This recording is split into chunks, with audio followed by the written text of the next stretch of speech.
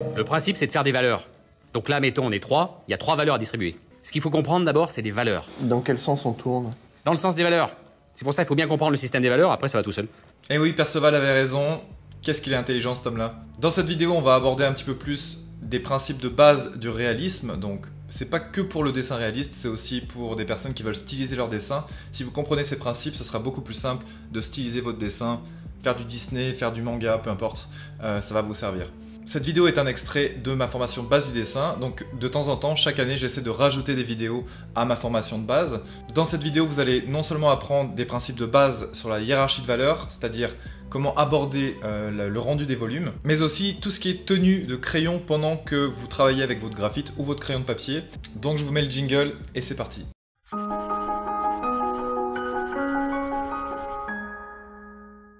Dans cette vidéo, j'aimerais revenir sur un point très important pour la pratique, c'est le maniement du crayon. Donc du début à la fin, c'est-à-dire entre le début du dessin, la construction, et aussi la fin, le rendu final, le rendu des valeurs. Donc ce qui est vraiment difficile à comprendre pour les débutants, c'est que quand on dessine avec un crayon HB, si on appuie trop fort, par exemple si je devais dessiner un cube, imaginons que je dessine un petit cube ici, donc je vais dessiner à main levée. Et je vous conseille de dessiner à main levée de temps en temps, ça fait du bien, même si vous avez tendance à dessiner beaucoup avec la règle dans cette formation. Dessiner à main levée de temps en temps, ça fait pas de mal.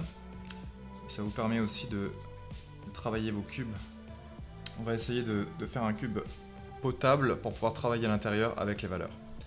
Le premier problème qu'on retrouve souvent avec les élèves, c'est que les valeurs claires vont être trop claires. Ce qu'il faut comprendre, c'est cette notion de valeur locale. Et j'en reparle dans la plupart des formations, notamment la formation croquis, la formation théorie des couleurs. Mais cette valeur locale, qu'est-ce que c'est? C'est la couleur réelle de l'objet sous une lumière blanche. Cette couleur va jouer énormément sur le rendu d'un objet. Donc ça va jouer en fait dans la hiérarchie de valeurs. Et comme on le sait, les valeurs peuvent être appliquées avec la tranche de la mine. Donc, si on regarde sur le côté notre dessin pendant qu'on est en train de travailler, en fait, moi personnellement, j'aime bien utiliser cette prise-là, c'est-à-dire l'index, une petite pince avec le pouce et le majeur ici, et l'index par-dessus ici. Ça me permet d'appuyer plus ou moins fort. Et si vous voyez la vue de côté ici, vous allez voir que toute la tranche ici du crayon est très proche de mon papier. Je ne suis pas incliné comme ça, je suis vraiment comme ça. La deuxième chose à noter, c'est que là, je travaille sur des pages fines. Ça ressemble un peu à du papier d'imprimante, hein. C'est vraiment un grand carnet super cheap, vraiment pas cher. C'est ce que je trouve ici en Amérique du Nord, mais j'aurais très bien pu travailler sur un format beaucoup plus petit. Ici, c'est parce que c'était celui-là qui me traînait sous la main. Donc, je le prends, c'est du papier lisse et relativement fin. Et le fait est que je travaille par-dessus toute cette pile de feuilles. Ça me permet vraiment d'avoir beaucoup plus de contrôle sur la pression que j'apporte sur le crayon. Si vous dessinez sur une table directement, par exemple si je dessinais sur ma table en verre ici, il y a plein de petites... Alors la table en verre encore ça va, elle est bien propre, mais si vous dessinez sur un bureau en bois, directement feuille contre bureau, vous allez avoir vraiment des problèmes. Pareil avec une planche en bois ou en carton, si vous ne mettez pas des feuilles en dessous de votre feuille principale sur laquelle vous êtes en train de dessiner, vous allez avoir des problèmes dans vos valeurs parce que vous allez gratter en fait les imperfections qu'il y a en dessous et ça va décalquer en fait toutes ces imperfections directement sur le papier. C'est pas ce qu'on veut. Nous on veut vraiment avoir un support qui soit assez tendre finalement pour travailler, pour avoir un bon niveau de pression au niveau des valeurs. La deuxième chose, c'est faites vraiment attention à la position de votre index. Quand vous travaillez proche de la mine, vous allez avoir tendance à plus appuyer que vous si travaillez loin de la mine. Donc pour toutes les valeurs claires, je vais toujours travailler loin de la mine, le plus loin possible que je puisse. Comme ça me permet vraiment d'être super fin dans les valeurs. Je vais vous montrer un exemple. Ici, je vais gratter tout doucement du bout de l'index ici avec un crayon HB. Donc c'est un Staedtler Mars Lumograph.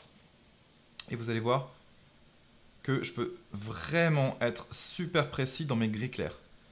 Donc là, je le tiens à peut-être un peu moins de 10 cm ici, mais vous voyez toute la précision, je garde la précision, et je bénéficie d'une pression qui est inégalable.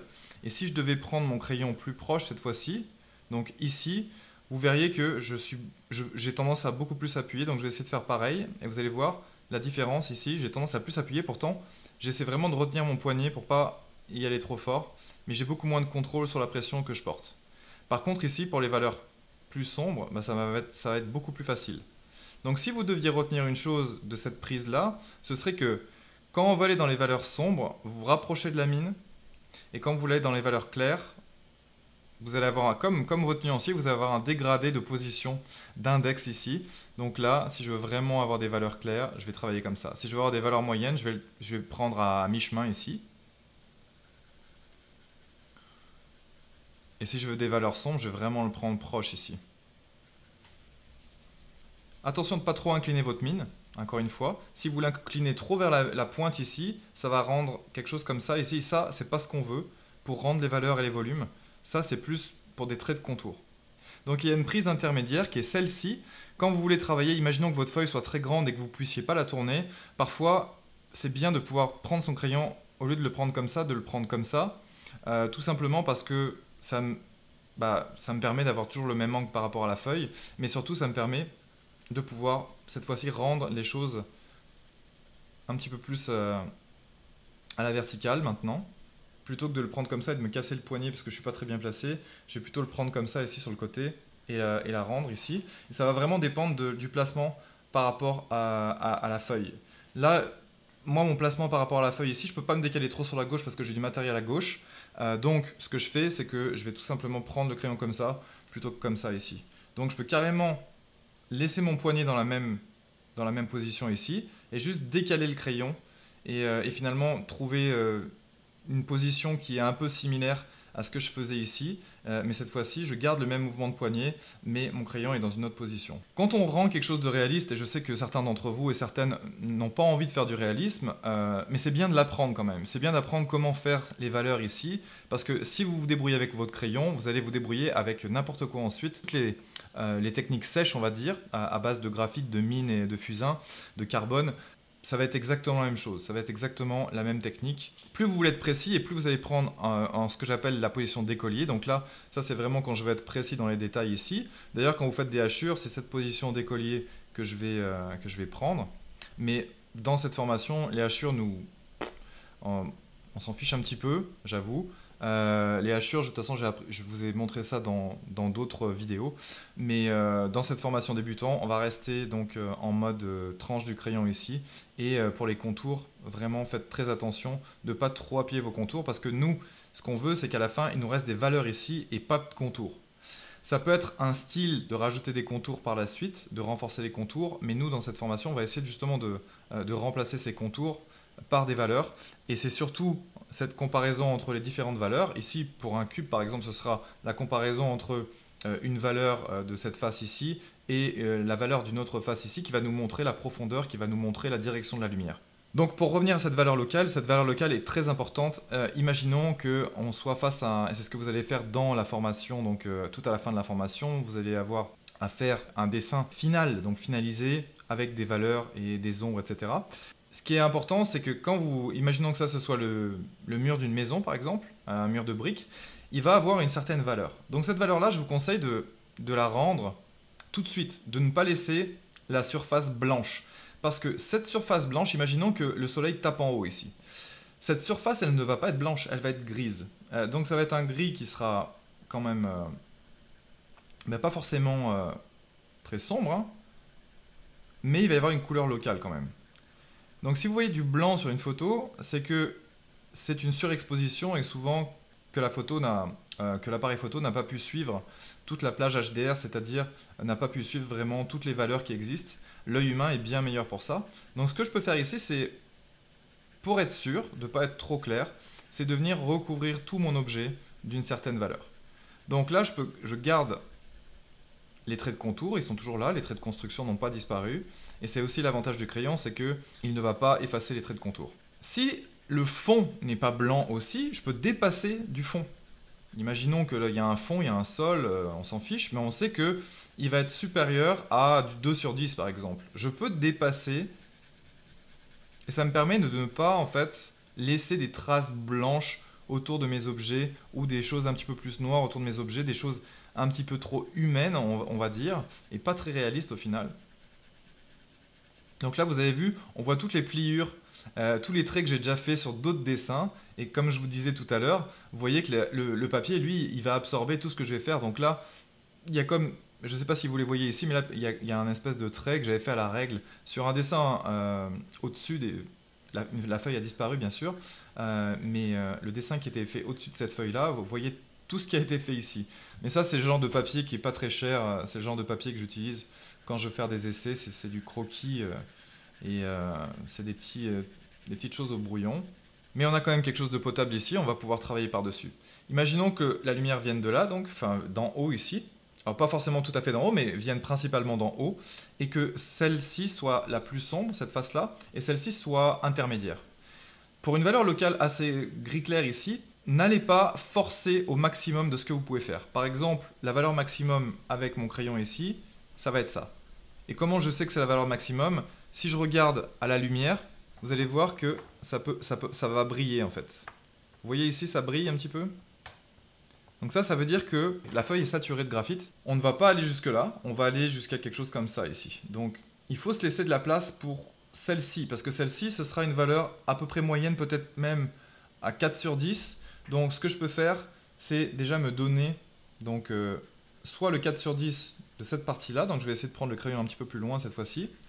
Plus vous prenez le crayon loin, et plus ça va être difficile de se restreindre dans les mouvements. Donc les mouvements vont être peut-être un petit peu moins précis, mais ça va vraiment dépendre de la position de votre poignet. Donc prenez une position où vous êtes bien, et n'hésitez pas à venir changer la direction. Tant que la mine reste avec un angle correct ici, ça ne devrait pas poser de problème. Et ne laissez pas de blanc, recouvrez bien tout jusqu'au contour.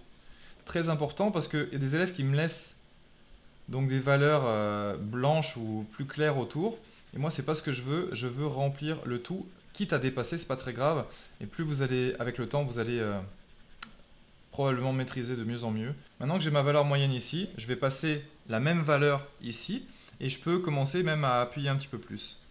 Donc le mieux dans l'idéal, si vous avez le temps, c'est d'abord de repasser avec la même valeur de ce côté-là ici, et puis ensuite de repasser avec une valeur un petit peu plus sombre. Ça vous permet vraiment d'être sûr de vous et de ne pas faire n'importe quoi.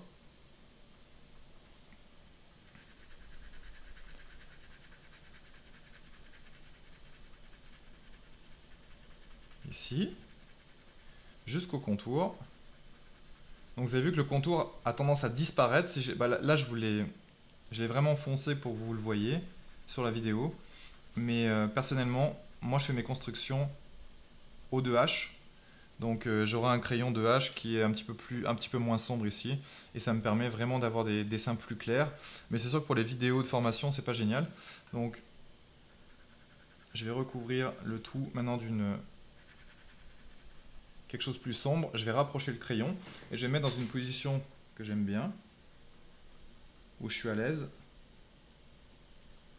Et là, je vais essayer d'être précis autant que possible. Donc je peux commencer par les contours pour être sûr de moi ici.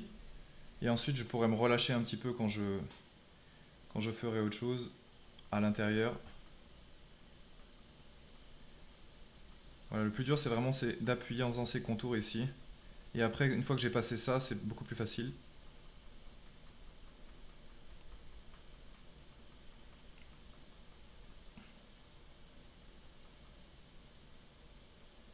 Donc là, c'est pareil. Là, je peux prendre la position d'écolier pour venir travailler et gratter un petit peu sur les bords ici. Mais c'est vraiment pour être vraiment super précis dans les coins. Parce que quand on travaille sur la tranche du crayon, c'est pas toujours le cas. Donc là, dans un cas réel, moi j'aurais tendance à tourner ma feuille, mais ici je vais juste adapter ma position comme je peux sans mettre la tête devant la caméra. Mais vous prenez la liberté, personne ne vous regarde à la maison, donc prenez la liberté de travailler dans n'importe quelle position. Et des positions qui soient avantageuses pour vous. Ne restez pas statique et n'essayez pas de faire exactement comme moi, à tourner le poignet, parce que c'est pas ce qui avantage le plus. Tout de suite, quand on regarde ce dessin maintenant, on a vraiment l'impression de 3D. Pourquoi? Parce que tout simplement, on a compris que c'était un cube en perspective et on a compris aussi qu'il y avait différentes valeurs. Ce qui est intéressant aussi, c'est que si je devais rendre ceci plus réaliste, il faut comprendre que un cube, il n'est jamais parfaitement avec une valeur, ici par exemple de 2, ici une valeur de 3 ou de 4, et ici une valeur de, je sais pas, 6 ou 7. Il va toujours y avoir des dégradés entre différents coins ici. Par exemple, sur la partie 2 ici, peut-être que cette partie-là, selon l'environnement ici, cette partie-là sera un petit peu plus sombre que la partie sur les bords là-bas. Donc ça, c'est une chose. D'ailleurs ici, si je voulais vraiment faire ce que je vous ai dit au départ, ce serait d'effacer ça ici. Comment je peux effacer ça sans utiliser la gomme? Eh bien en fait, je peux juste revenir foncer le fond ici, de façon très locale, et ça je vous montrerai ça dans la formation croquis, parce que je l'utilise beaucoup. Mais c'est une des solutions pour faire, disparaître donc, les bords, juste à l'endroit. En fait, c'est juste en manipulant le fond. Et perceptuellement, on va comprendre que la surface du haut est plus claire que le fond. Donc le dessin, c'est vraiment qu'une illusion d'optique au final. Donc là, j'ai pas une très bonne position. Je vais tourner exceptionnellement la feuille parce que sinon, ça va être un petit peu dur pour moi. Donc là, je viens gratter en position d'écolier, vous avez vu. Voilà, je fais une espèce de fond dégradé ici qui met en valeur les faces. J'en profite pour revenir sur certains bords ici. Voilà, je diffuse un petit peu plus ce que j'étais en train de faire. Maintenant, je peux m'amuser un petit peu plus avec certaines parties. Donc par exemple, ici, je vais venir appuyer un petit peu plus. Je change de position. Et je viens maintenant saturer cette partie-là, juste la partie inférieure ici par exemple. Et encore une fois, ça va vraiment dépendre de la configuration lumineuse, mais c'est vraiment pour améliorer de façon assez aléatoire la perception de notre cube en 3D, pour ajouter un petit peu de richesse dans les valeurs.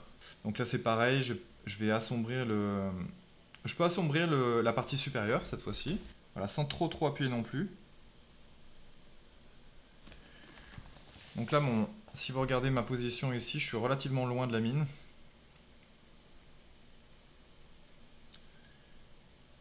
Et on a tendance à ne pas rendre cette partie-là, donc de temps en temps, je viens changer l'angle un petit peu. Et je viens soigner mes bords ici. Donc ça, c'est vraiment un apprentissage, c'est de la patience aussi, parce que c'est automatiser certains gestes. Et c'est aussi de l'expérience, parce que à certains moments, vous allez vous frustrer un peu sur le papier. Et c'est tout à fait normal de passer par des phases où on se dit « mais mince, mais j'ai de la mélasse dans les doigts, qu'est-ce qui se passe ?» Mais c'est tout à fait normal. Cette partie-là, par exemple, je peux la laisser relativement claire ici. Je vais juste peut-être estomper un petit peu plus pour que vous voyez mieux ici. Mais je prends une estompe ici juste pour le fond ici. J'unifie un petit peu le fond pour mettre en valeur ma forme.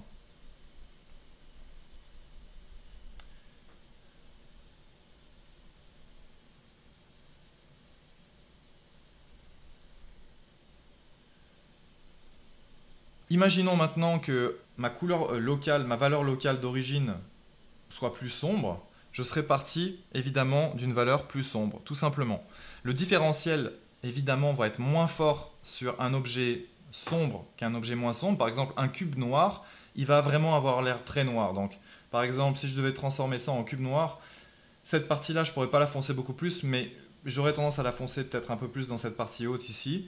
Cette partie-là serait plus foncée aussi, mais un tout petit peu moins foncée que celle-ci. Et cette partie-là aussi serait un petit peu plus foncée que celle-là aussi. Donc on serait peut-être certainement dans les 4 ou 5 ici. Donc grossièrement, il faudrait que je retravaille cette partie-là, que je parte d'une valeur relativement sombre, la valeur locale. Et ensuite que je fasse... Le plus difficile en fait serait de rendre cette partie-là en fait qui serait entre les deux ici. Mais c'est exactement le même travail, sauf que la valeur locale d'origine est plus sombre. Donc vous allez devoir appuyer plus et remplir plus. Et vous allez avoir tendance à perdre aussi vos contours, vu que vos contours ne seront pas forcément très très sombres. Donc faites attention à ça. Mais grossièrement, voilà la façon dont je rends. Donc retenez les positions, retenez la configuration et le papier aussi. Le papier n'a pas vraiment d'importance ici. Vous pouvez utiliser du papier imprimante, mais c'est juste qu'il faut utiliser une pile de papier. C'est ce que je vous conseille pour vraiment avoir ce contrôle sur votre rendu ici. Après coup, une fois que j'ai fait ce travail global, parce que c'est le plus important, et ça peut être aussi bien sur un cône, sur une pyramide, sur un parallélépède rectangle, sur un cube, sur une sphère, peu importe la forme globale que vous faites, toutes les valeurs ici globales vont se surajouter par-dessus les valeurs de briques, par exemple si c'est un mur. Donc c'est sûr qu'ici, je vais vite avoir tendance à saturer mon papier parce que c'est un papier relativement lisse et cheap et bon marché. Donc, mais je peux encore travailler les valeurs locales ici. Donc là, vous ne voyez pas la brillance, mais moi je la vois ici, de là où je suis. Donc on peut travailler sur n'importe quelle forme ici, mais imaginons que ce soit des briques. Donc c'est exactement pareil ici. Là, je vais devoir retravailler un petit peu. Elles ne seront pas aussi sombres que celles que j'ai faites ici, forcément. Mais elles vont avoir quand même l'air un peu sombre.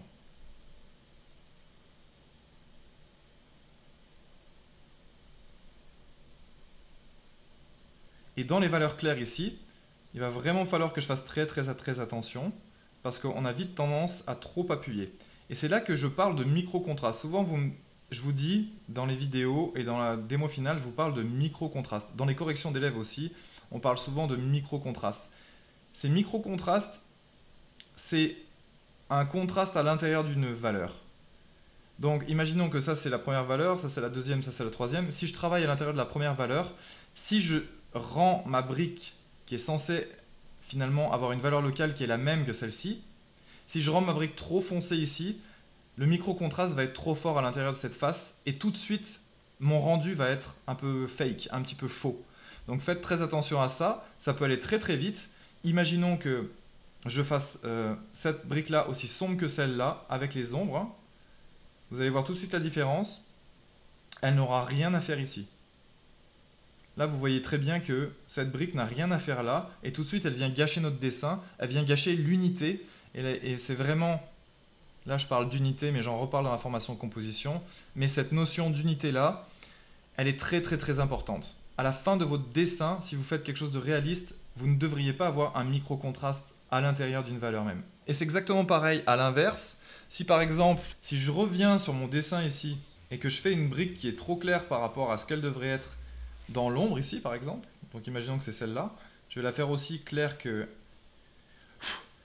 cette valeur-là, donc un 2 par exemple, du bout de mon crayon ici. Si je fais un 2 à l'intérieur de cette valeur-là, vous voyez bien que là il y a un problème. Dans la perception, ça vient gâcher toute la perception globale de notre dessin. Et c'est exactement une des erreurs principales que les débutants font quand ils font un dessin réaliste et qu'ils commencent à rentrer dans les détails. Si vous avez tendance à travailler tout de suite les détails sans avoir pris le temps d'instaurer une hiérarchie de valeurs pour votre objet particulier, vous allez avoir des problèmes exactement de cette nature-là.